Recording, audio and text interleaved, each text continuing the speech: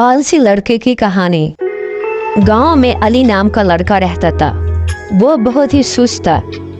उसे पढ़ाई, घर के काम या किसी की मदद करना बिल्कुल भी पसंद नहीं था।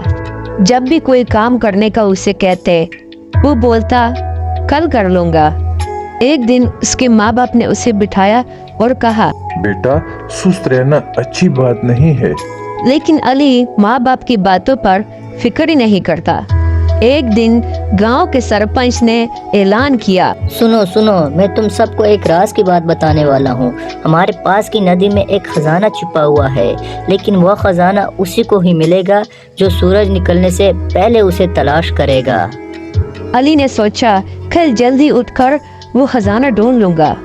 जब सुबह हुई तो वो देर तक सोता रहा, लेकिन जब तक वो उठा वो खजाना गांव के दूसरे लड़कों ने ढूंढ लिया था।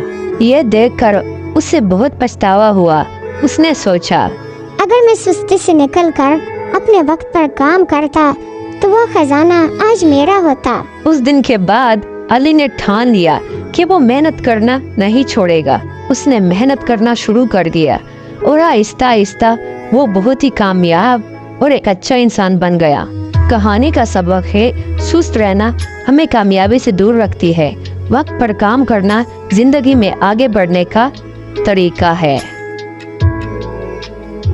अभी तक आप लोगों ने हमारे AMD कार्टून चैनल को सब्सक्राइब नहीं किया तो जल्दी से सब्सक्राइब करें और बेल आइकन को दबा दें ताकि आपको मजीद अच्छी अच्छी कहानियाँ सुनने को मिले।